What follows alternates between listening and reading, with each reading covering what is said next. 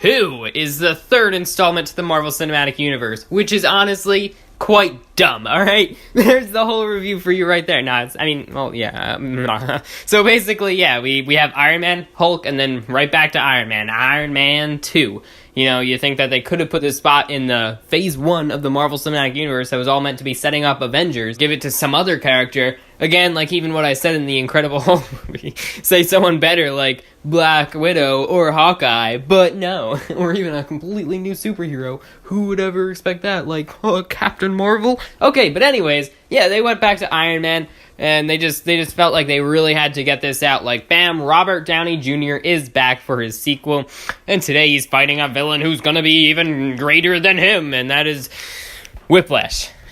Yes, that's the villain's name, by the way. So yes, Whiplash is the villain. He's got these electric little whips that he goes whipping around and slicing race cars in half. And that was a cool scene, right? When he just came and got hit by a car like 20 times or whatever. That was it, right? Just like a random moment that was still around the beginning of the film.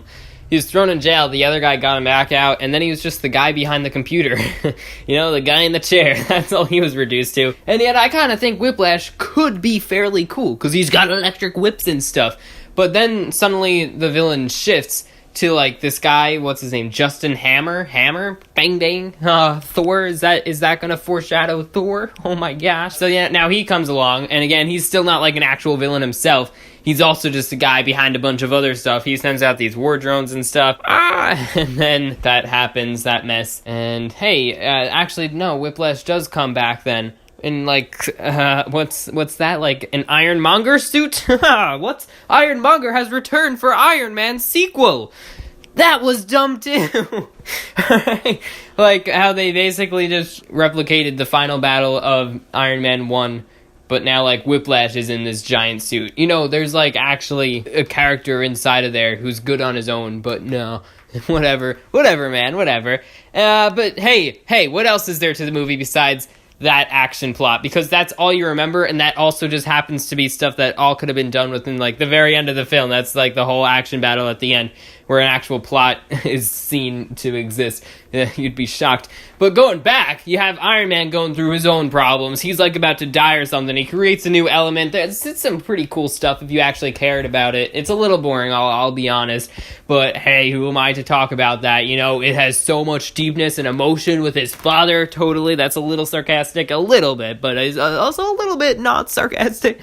And then, hey, Black Widow is introduced in this film, and she's basically, well, first made a sex object from Tony Stark. I want one. No. Yeah, it was a little messed up, but then she actually had an action scene at the end. That was cool, right? Yeah. Again, like the final battle, just like Incredible Hulk, is actually like the only interesting, like really interesting part, where it really gets your attention, really entertains you.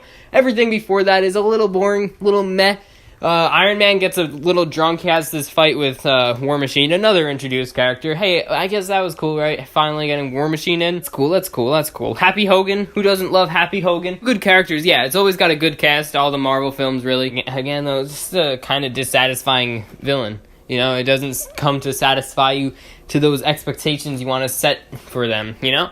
Bad villain, as always, but it's a little consistent. And it kind of weak plot, you know, it's got several little different subplots going on.